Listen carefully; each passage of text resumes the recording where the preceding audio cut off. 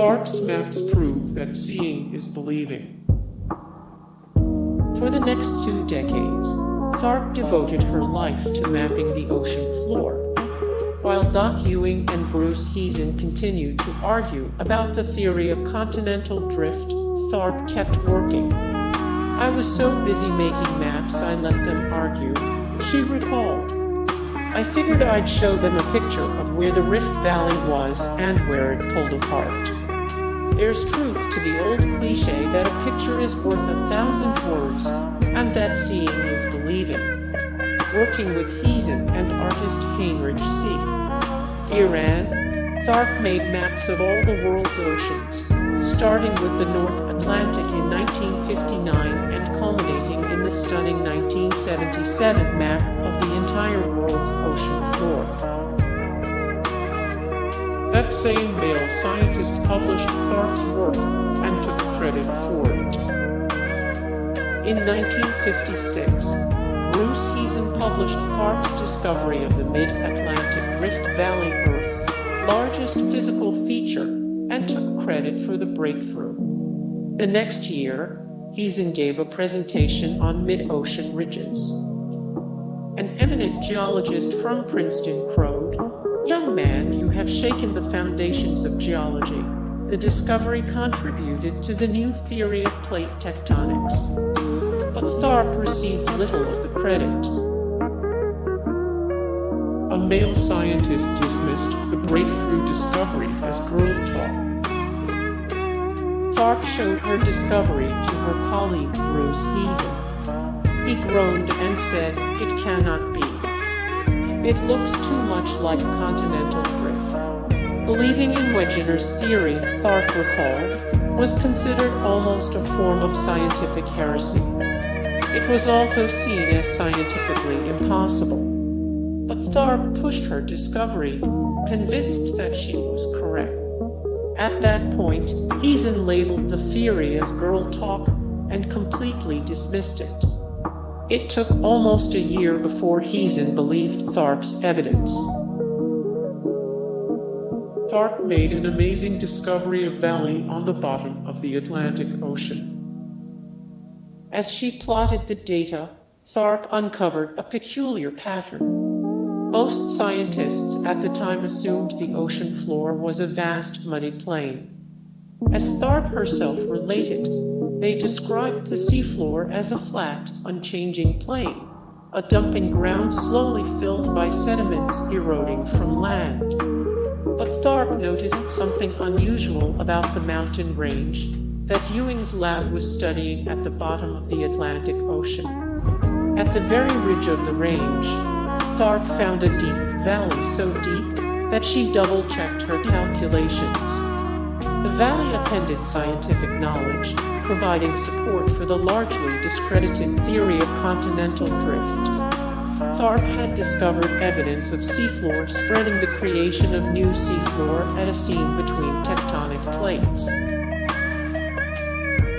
While the men went on research voyages, Tharp was left behind in the lab. Navy regulations literally barred Tharp from traveling on research vessels with her colleagues.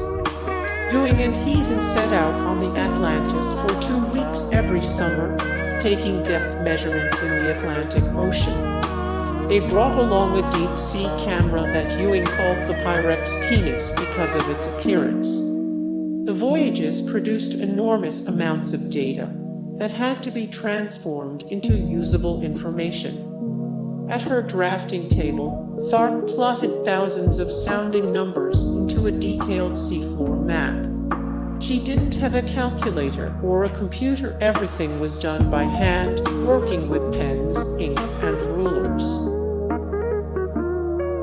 The theory of plate tectonics was still hotly debated in Tharp's day.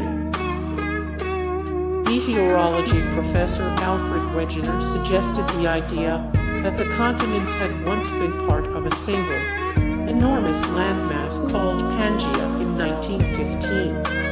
Wegener was correct, but he could not provide a convincing scientific explanation for his theory aside from the similarity of the west coast of Africa and the east coast of South America, and traces of fossils that cross continental divides, so his theory was rejected by geologists.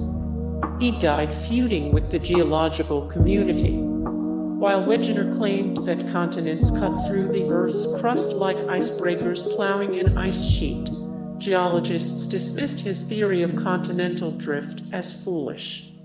One geologist declared Wegener's hypothesis in general is of the footloose type, in that it takes considerable liberty with our globe, and is less bound by restrictions or tied down by awkward, ugly facts than most of its rival theories. But Tharp's research proved that the Earth's plates did move.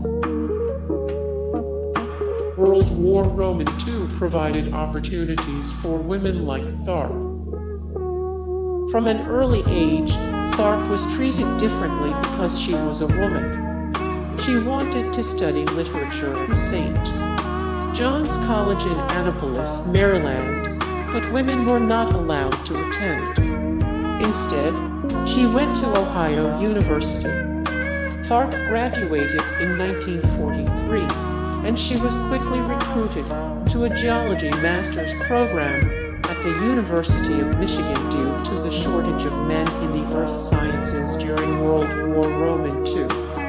But geology was a difficult field for women. Women were still not allowed to join some professional societies, and they were largely barred from field studies, which are vital to geology research. Before Tharp began her research, the dominant idea was that the seafloor was muddy and flat. For centuries, no one knew what the bottom of the ocean looked like. Many assumed it was simply an empty plain of mud, drab and flat. In the 1870s, a scientific voyage called the Challenger Expedition recorded the depth of the ocean by throwing a 200-pound weight overboard, letting it sink to the bottom, and hauling it back up to measure the rope length. It was a time-consuming way to gather scientific evidence, but it provided clues that the ocean floor might be an important mystery to unravel because of the data it returned. Everything changed in the 1950s with the groundbreaking scientific discovery made by Marie Tharp. Tharp, a trained geologist and mathematician, was dismissed because she was a woman. Her findings waved off as girl talk. But Tharp's astonishing scientific evidence about the seafloor revolutionized geology.